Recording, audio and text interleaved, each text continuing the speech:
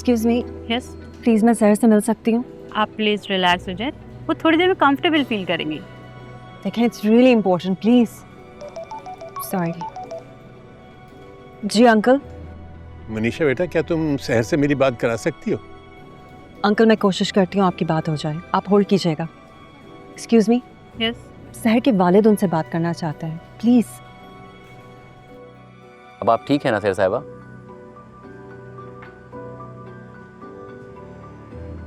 जी मैं ठीक हूँ। आप इंटरव्यू कंटिन्यू करना चाहती हैं?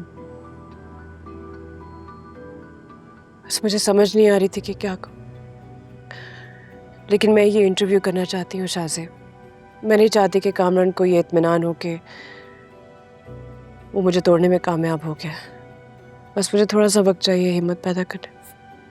जी जी, प्लीज़ टेक योर टाइम।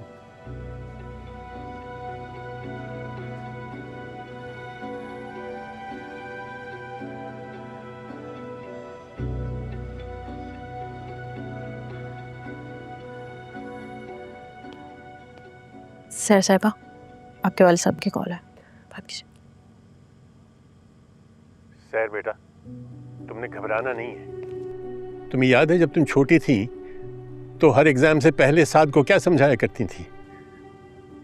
तुम बार बार कहती थी कि साद, अगर तुम फेल होने का सोचोगे तो डरते ही रहोगे, इसलिए क्लास में टॉप करने का सोचो।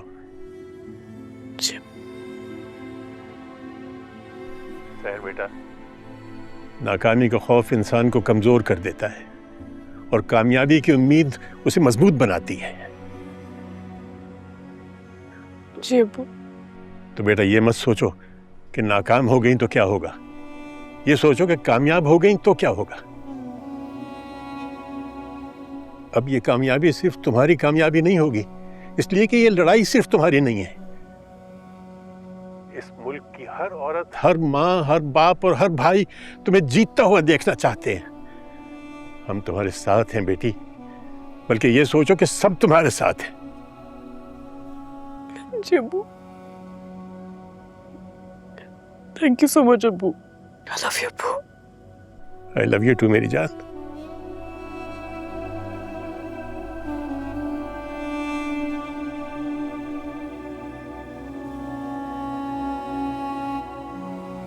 Thank you.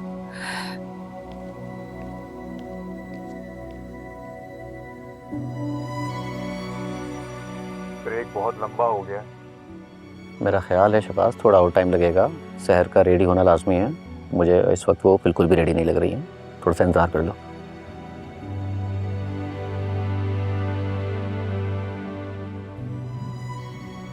मिस सहर, क्या आप इंटरव्यू जारी रखना चाहती हैं? जी मैं रेडी हूँ। शहबाज, हम रेडी हैं ऑन एयर जाने के लिए।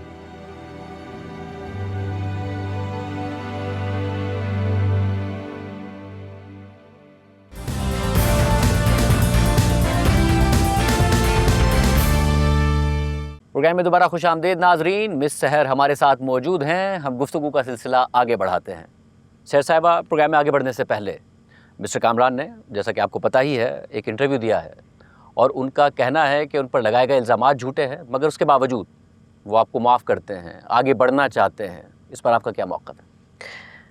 शाहज़ेब, पहली बात ये, जिन्हें कामरान इल्ज़ामात कह रहा है वो इल्ज़ामात नहीं है, सच है, हकीकत है। और सब कुछ भुला के आगे बढ़ने का फैसला एक मुजरिम नहीं करेगा, अदालत करेगी।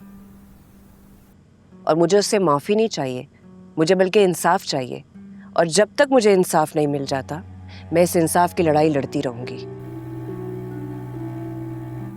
कामरान एक की बजाय 10 इंटरव्यूज दे, एक झूठ को 1000 बार बोले। उसने इससे पहले भी मुझ पे इल्ज़ाम लगाया है, मैंने उसके हर इल्ज़ाम का सामना किया, आइंदा भी करूंगी।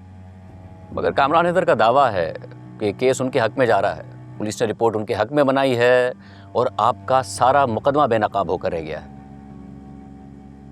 देखिए, कामरान का एतमाद सिर्फ और सिर्फ अपने पैसे पे है। उसे लगता है कि वो पैसे से सबको खरीद सकता है। पहले उसने पुलिस को खरीदा, अपने हक में रिपोर्ट लिखवाई, फिर उसने मेरे खिलाफ पेड प्रोपेगेंडा करवाया सोशल मीडिया पे, फिर वो मीडिया इंटरव्यू में आके अपनी मर्जी के सवालात करवाए उसने। अगर वो सच्चा है और मैं झूठी हूँ तो मैं आज यहाँ कभी ना होती। मेरी जंग यहाँ तक आती ना, मैं पहली पेशी में हार जाती। और मुझे अभी भी यकीन है कि मेरा सच उसके झूठ और उसकी ताकत को शिकस्त देगा। बाजी, क्या ये लड़की सच बोल रही है कामरान साहब के बारे में? सच बोल रही है, सब कुछ सच बोल रही है। मगर शेर साहब, कामरान हैदर का एक दावा यह है कि अगर वो ऐसे होते तो उनकी कंपनी में किसी और ने भी उन पर इल्ज़ाम लगाया होता, या फिर जब आपका केस सामने आया है ऐसा कभी माजी में हुआ होता तो वो भी सामने आ गई होती। देखिए, हर इंसान का अपना अपना एक्सपीरियंस होता है। मेरा अपना है, आपका अपना है, मैं किसी और की बात तो नहीं कर सकती। लेकिन मुझे नहीं लगता जैसा कामरान इंसान है कि उसने माजी में कोई ऐसी हरकत नहीं की होगी।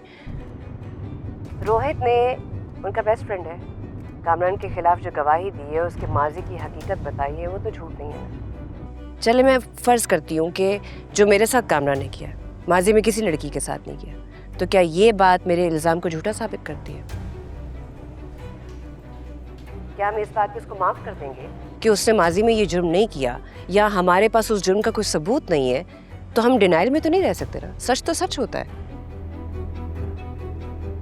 और रोहित का मेरे हक में गवाही देना सबसे बड़ा सबूत है। एक बात जो वो बार बार कह रहे हैं, ना सिर्फ अदालत में कहा उन्होंने, बल्कि टॉक शो में भी आके कहा कि उन्हें पूरी प्लानिंग के तहत फंसाया गया और उनके दोस्त रोहित और उनकी बीवी मनीषा इस प्लानिंग में शामिल थे। शाहजेब, ऐसा है कि इस केस में जिसने भी सच का साथ देना चाहा है ना, कामरान उसके खिलाफ हो गया, उस पर इल्ज़ाम लगा दिया। जब मेरे साथ ये वाकया हुआ था, मैं अकेली थी। आज सब मेरे साथ है, मगर कामरान अकेला रह गया है।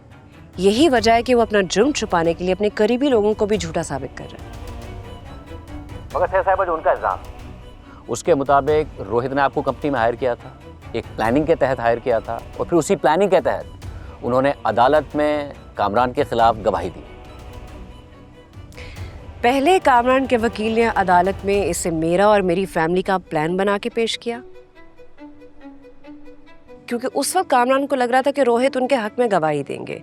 और मैं लोगों को बताना चाहूंगी कि रोहित का नाम कामरान की गवाहों की लिस्ट में शामिल था।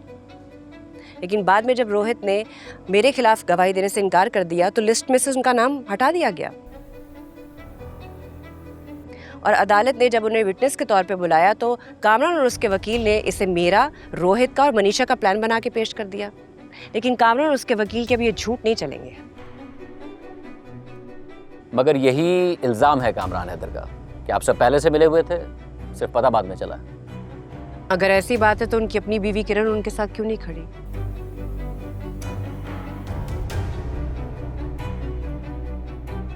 और मैं आपको दावे से कह सकती हूँ, अगर आज किरण सच का साथ देना, तो कामरान उस पर भी इल्ज़ाम लगा देगा कि वो भी मेरे साथ किसी प्लान का हिस्सा है।